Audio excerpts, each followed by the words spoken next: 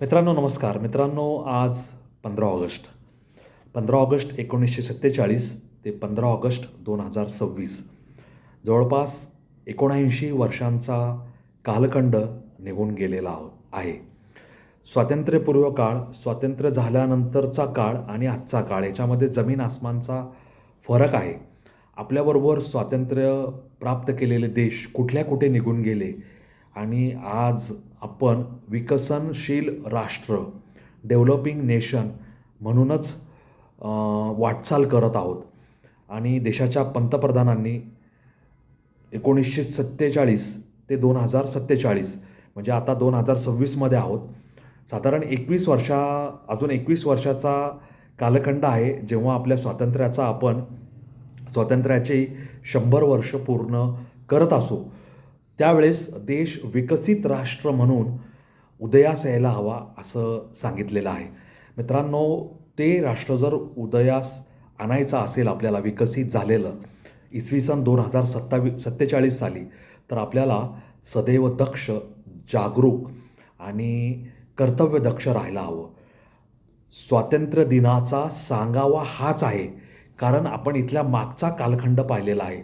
म्हणजे साधारण 1970, 75, 80 ते 2026 या काळातील लोकांनी देश दारिद्र्यात असलेला, देश गरीब असलेला, व्यवस्थांशी झगडणारा, प्रगतीसाठी तळमळ व्यक्त करणारा आणि देशाच्या राजकारण्यांनी त्याच्यापुढे जे वाढवून ठेवलं आहे त्याकडे हतबलतेने पाहणारा, राजकारणाचा चिखल कसा झाला आहे, मतपेढी कशी पळवली जात आहे, मतपेढीला कसं बोलवलं जात आहे, बॅलेट बॉक्स आणि बॅलेट हे बुलेटने कसे नियंत्रित केले जात आहे, हे सगळं पाहिलेलं आहे. दुर्दैवाने आपल्याला त्या कालखंडात पुन्हा नेऊ पाहणारे शत्रू सीमेच्या बाहेरही आहेत आणि देशात सुद्धा लपून बसलेले आहेत. म्हणजे आपले सरसेनाध्यक्ष जनरल बिपिन रावत हे काय म्हणायचे, आपल्याला अडीच आघाडीवरील युद्ध लढावं लागणार आहे. एकीकडे चीन, एकीकडे पाकिस्तान, ही दोन आघाडी आणि आपल्या देशात लपून असलेले, छुप्या पद्धतीने राहणारे,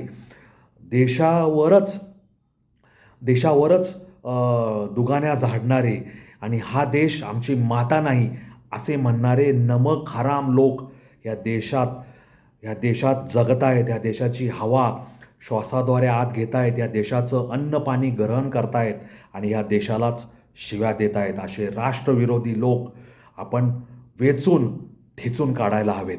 मित्रांनो, स्वातंत्र्य दिनाचा सांगावा हाच आहे.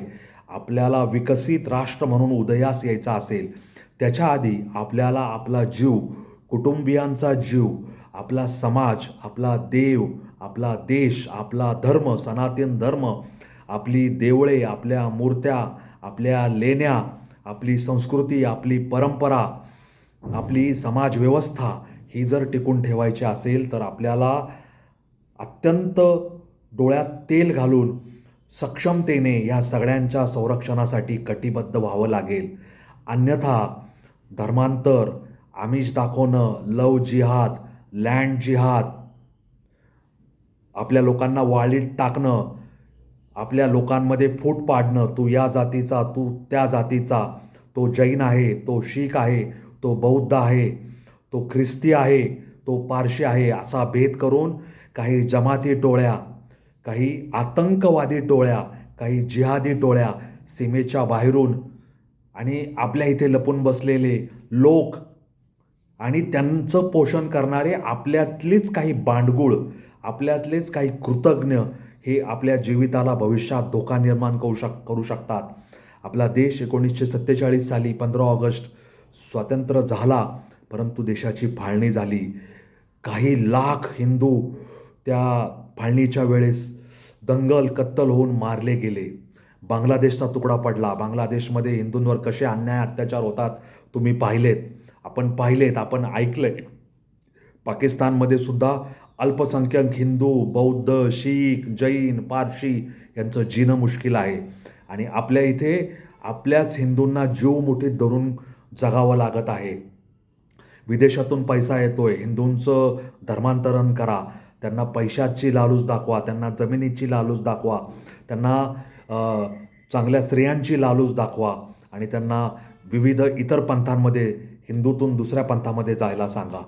हे सगळं संकट आपल्यापुढे उभे ठाकलेलं आहे आणि हे सगळं संकट तीव्र होण्याची भविष्यात शक्यता नाकारता येत नाही. कारण या संकटाचं पालनपोषण करणारे विरोधी पक्ष आपल्या इथे आहेत आणि ते वारंवार सनातन धर्मावर, हिंदू लोकांवर टीका टिप्पणी करत असतात.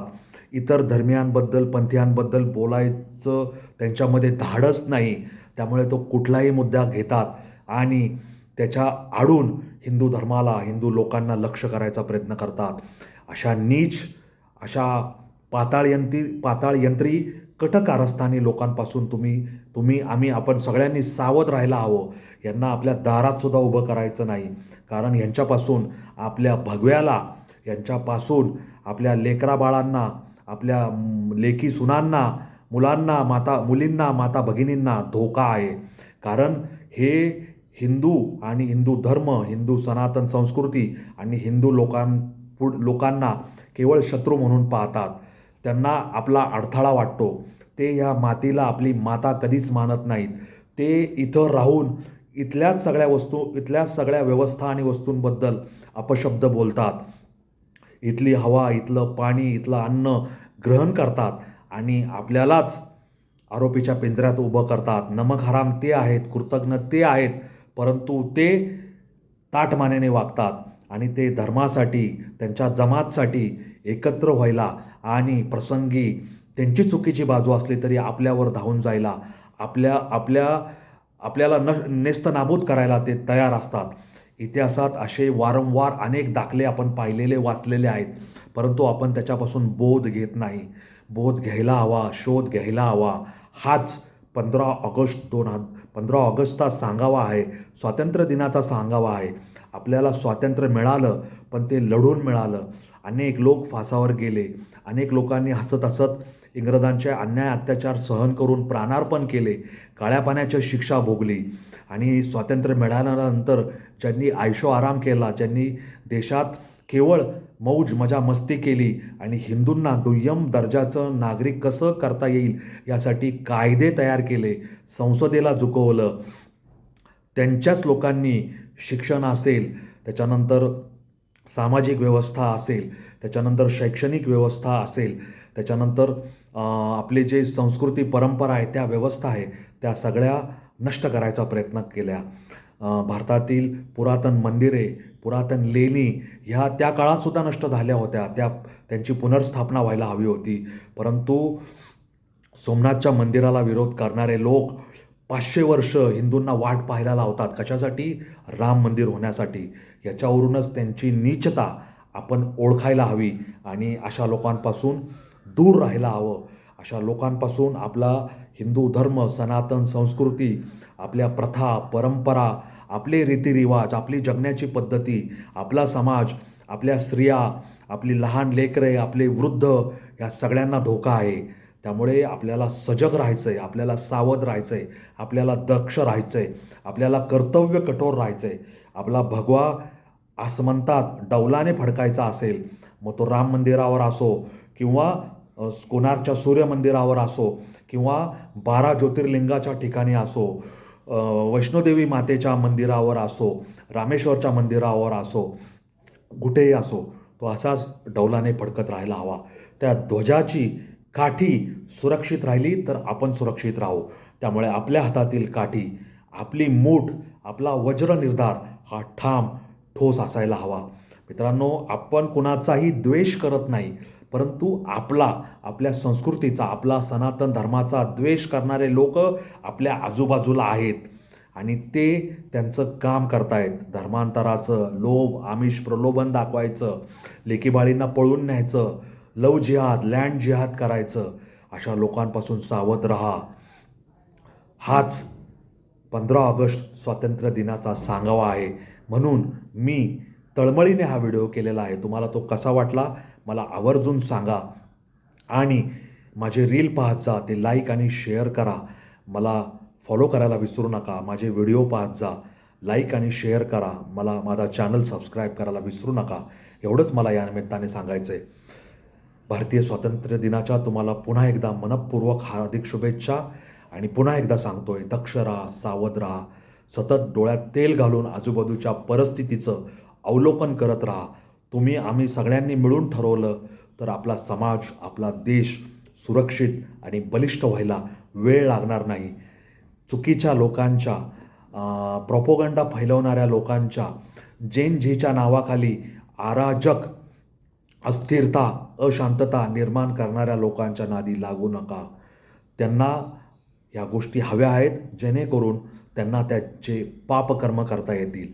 आपल्याला पापकर्म नव्हे तर पुण्यकर्म करणारा, पुण्यमार्गावर चालणारा असा नेता हवा आहे, ज्याचं कौतुक जग करत आहे आणि जगातल्या अनेक देशांनी त्याला त्यांच्या देशातला सर्वोच्च पुरस्कार देऊन गौरवलेला आहे.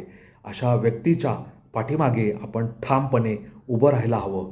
त्यांच्या मागे उभं राहिलं तर आपण सगळेच सुरक्षित राहू. आपला देश, आपला समाज, आपला सनातन धर्म, देव, देश आणि धर्म सुरक्षित राहील. हे पुन्हा पुन्हा मी सांगतोय. धन्यवाद. नमस्कार. जय हिंद, जय महाराष्ट्र, वंदे मातरम, जय श्रीराम, जय जगन्नाथ, जय सनातन. धन्यवाद.